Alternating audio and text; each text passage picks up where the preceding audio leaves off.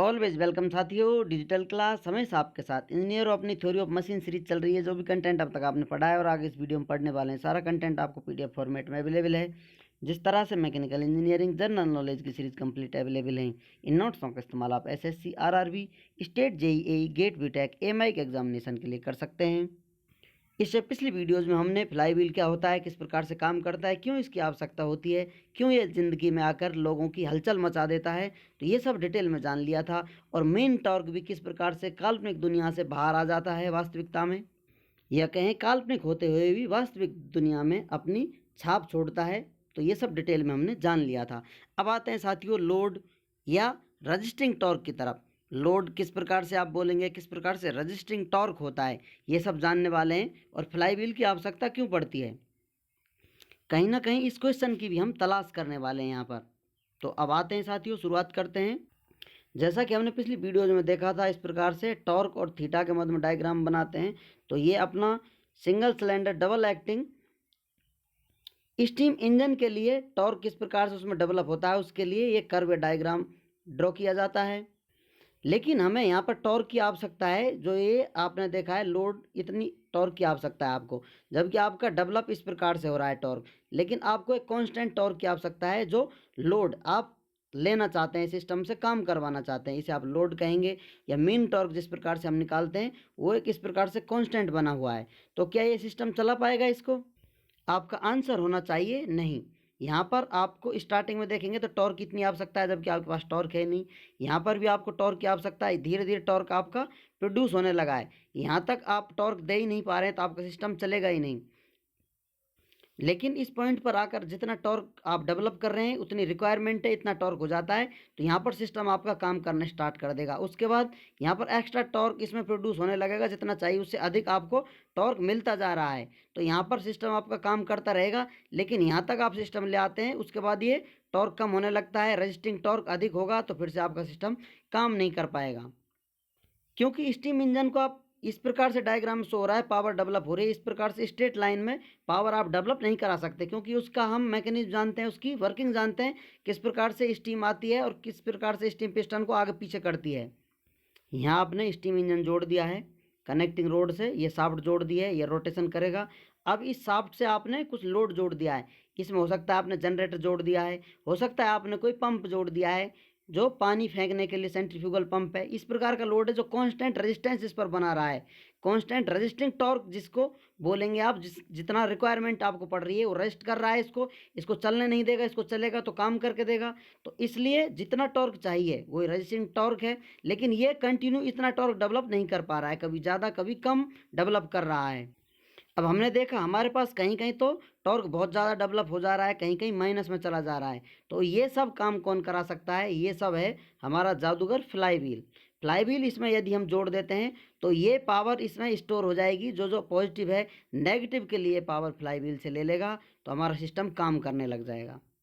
जैसा आपको बताया था, एक साइकिल आप कंप्लीट करा देते हैं, बाकी साइकिल रिपीट होते रहते हैं, जितना आप चलाना चाहें चल जाएगा आपका सिस्टम। तो अब इसका हम मीन टॉर्क लेना चाहें, जैसा आपको बताया था मीन टॉर्क किस प्रकार से निकालते हैं, तो ये मीन टॉर्क प्राप्त हो जाएगा इसका, यहाँ तक 2 पाई तक आएगा। और इस प्रकार लोड देखना चाहें, लोड तो ऑलरेडी हमें पता है, इसी लाइन पर इतना ही आपको लोड मिल रहा है, तो इतना अपना सिस्टम काम करने लग जाएगा, जितनी हमें रिक्वायरमेंट है उतना प्रोड्यूस कर पा रहे हैं टॉर्क, तो हमारा सिस्टम अच्छे से चल पाएगा। टॉर्क भी आपका हो सकता है इस प्रकार से कुछ ऊपर नीचे फ्लक्चुएशन कर रहा हो, लेकिन जो एवरेज आप लेकर चल रहे हैं टॉर्क इस प्रकार से कांस्टेंट मान लिया गया है। इसी प्रकार मेन टॉर्क यहाँ पर ले लिया गया है, सिस्टम आपका अच्छे से चल पा रहा है। ये सब फ्लाईव्हील की मदद से हो रहा है। सोचो इस प्रकार के सिस्टम में फ्लाईव्हील नहीं लगा हुआ होता तो यहाँ पर सिस्टम आपका बंद हो जाता, चल ही नहीं पाता। क्या ये पॉसिबल था उसके बिना? बिल्कुल नहीं। तो अब यहाँ पर और कुछ जानते हैं, इस पॉइंट पर ले लेते हैं। जितना टॉर्क डेवलप किया है उतनी रिक्वायरमेंट है, ठीक है। इसके बाद एक्स्ट्रा टॉर्क आपको मिल रहा है, एक्स्ट्रा पावर या एक्स्ट्रा एनर्जी मिल रही है, तो यहाँ से फ्लाई व्हील को जाना स्टार्ट करेगी, तो यहाँ मिनिमम एंगुलर स्पीड होगी या ओमेगा होगा, एनर्जी भी मिनिमम होगी। धीरे धीरे ये सारी एनर्जी आपको मिलती जाएगी, ये फ्लाई व्हील की तरफ ट्रांसफ़र हो जाएगी, यहाँ तक फ्लाई व्हील एब्जॉर्ब कर लेगा। उसके बाद नीचे जो एनर्जी है उसका जो इस्तेमाल हो रहा है, तो यहाँ पर मैक्सिमम ओमेगा होगा या मैक्सिमम एनर्जी होगी। जो फ्लाईव्हील के द्वारा एब्जॉर्ब कर ली गई है। अब वापस फ्लाईव्हील एनर्जी लॉक करता हुआ जाएगा अपना, तो यहाँ पर फिर से मिनिमम एनर्जी या मिनिमम ओमेगा हो जाएगा, क्योंकि यहाँ पर फ्लाईव्हील ने एनर्जी देना स्टार्ट कर दिया है। इसी प्रकार फिर यहाँ से इस एनर्जी को एब्जॉर्ब करेगा और यहाँ तक एब्जॉर्ब होगी, तो यहाँ पर फिर से इसका मैक्सिमम ओमेगा मैक्सिमम एनर्जी हो जाएगी। अब यहाँ पर देख सकते हैं इंजन जो आपका टॉर्क डेवलप कर रहा है, इंजन के द्वारा डेवलप किया गया टॉर्क के शाफ्ट से आपने फ्लाईव्हील की तरफ भेज दिया है। फ्लाईव्हील से कनेक्टेड है resisting torque. Resisting torque flywheel के मध्य में जुड़ा हुआ है। फ्लाईव्हील और इंजन टॉर्क डेवलप हो रहा है, उनके मध्य में आपने फ्लाईव्हील लगा दिया है। अब इंजन जो पावर प्रोड्यूस करेगा, डेवलप करेगा, वो फ्लाईव्हील में स्टोर होगी। जितनी आवश्यकता है रजिस्टिंग टॉर्क उसे लेगा। जब जब इसे कमती बढ़ती की आवश्यकता होगी, फ्लाईव्हील से अपना काम चलाएगा।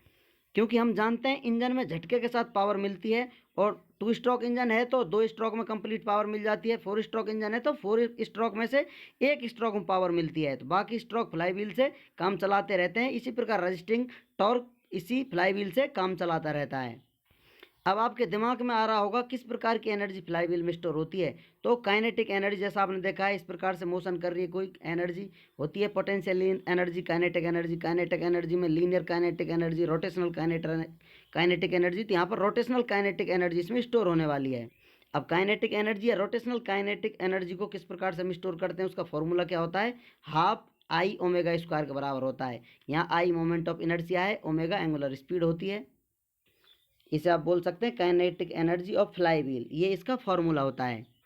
नेक्स्ट पॉइंट है आपके लिए summation of positive areas is equal to summation of negative areas. जैसा आपको बताया था, यहाँ पर जो समेशन है पॉजिटिव एरिया है और ये नेगेटिव एरिया है, इनका समेशन बराबर होगा, तो ही आपका मीन टॉर्क और लोड टॉर्क इस लाइन पर आ पाएगा, और तभी आपका सिस्टम या मैकेनिज्म ठीक से वर्क कर पाएगा। उम्मीद करते हैं विद्वानों, वीडियो में दी गई अब तक की जानकारी आपको अच्छे से समझ में आई होगी। अभी भी आपका कोई कन्फ्यूजन है तो आप हमसे कमेंट कर पूछ सकते हैं। साथियों, आप चाहें तो कांटेक्ट कर सकते हैं। कांटेक्ट लिंक आपको वीडियो डिस्क्रिप्शन में मिल जाएगा।